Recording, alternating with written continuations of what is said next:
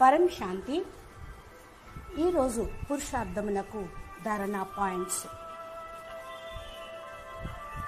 బాప్ అంటున్నారు, మీరందరూ కూడా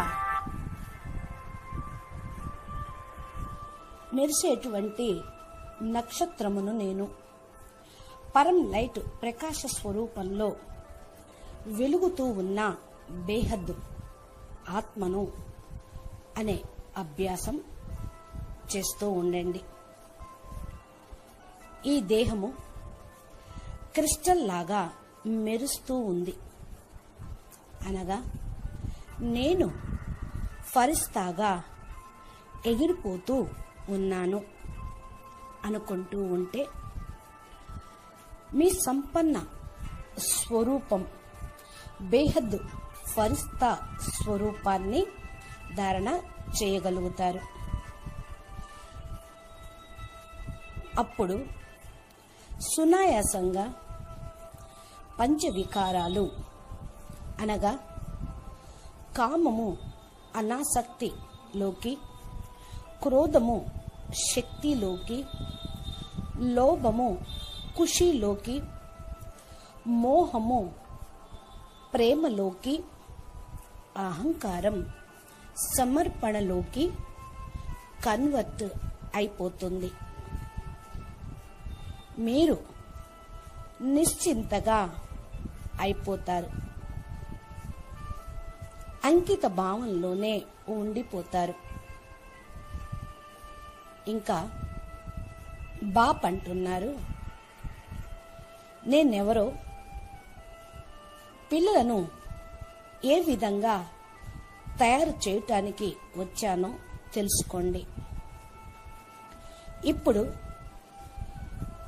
బాప్ టీచర్ యొక్క పాత్ర సమాప్తం అయ్యింది, అనగా చెప్పాల్సిందంతా బేహద్దు జ్ఞానం బేహద్దు పిల్లలకి చెప్పేశాను కనుక టీచర్ పాత్ర సమాప్తం అయ్యింది.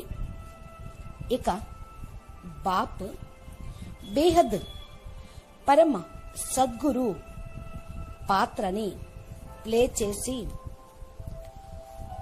పిల్లలను బాప్ సమానంగా తయారు చేయటమే ఉన్నది. బాప్ సమానంగా తన సమానంగా తయారు చేస్తూ ఉన్నాను అంటున్నారు బాప్. ఇది పిల్లలకి అనుభవం అవుతుందో లేదో కానీ ఈ మంగళకరమైన సమయంలో, అనగా సంగమయుగంలో సంగమయుగం, అంతిమంలో అంతిమం నడుస్తున్న సమయంలో నేను అంతిమం వరకు మీకు తోడుగా అనగా సాతిగా ఉంటాను, మీకు దూరంగా ఉండను, మిమ్ములను వదలను అని అంటున్నారు బాప్. బాప్ మిమ్మల్ని అన్ని వైపుల నుండి నిర్బంధనంగా చెయ్యాలి అనుకుంటూ ఉన్నారు, అనగా ఎటువంటి బంధనాలలో ఇరుక్కుపోకుండా స్వతంత్రంగా బంధన ముక్తులుగా చెయ్యాలనుకుంటున్నారు. దీని బాధ్యత కూడా బాపే తీసుకున్నారు. మీరు ఏమీ చేయాల్సిన అవసరం లేదు. బాప్ మిమ్మల్ని సమయమునకు ముందే లక్ష్యమునకు చేరుస్తారు కనుక మీరు కేవలం బాప్ ఆజ్ఞానుసారంగా నడుస్తూ ఉండండి. బాప్ మిమ్మల్ని తన సమానంగా మాస్టర్ భగవాన్గా చేస్తున్నారు కనుక మీరు ఈ ప్రపంచంలోని సంకల్పాలతోటి పూర్తిగా అనగా 100% న్యారాగా అవ్వాలి. దీనికోసం మీరు కష్టపడాల్సిన పని లేదు. మీకొచ్చినటువంటి సంకల్పాలను బేహద్ బాపుకి అంకితం చెయ్యండి.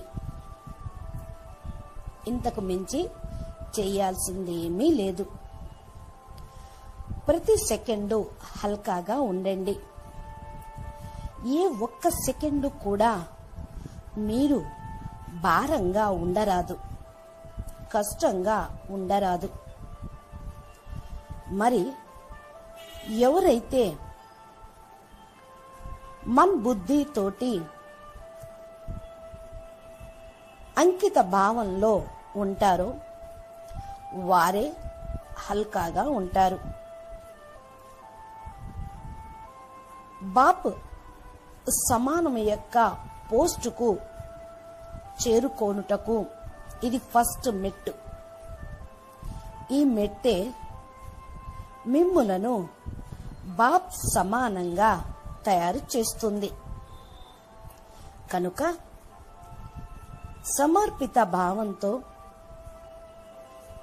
ఖుషీగా ఉండండి. ఎవరైతే హల్కాగా అన్నిటినీ బాపుకి అంకితం చేసేస్తారో వారు ఖుషీగా ఉంటారు.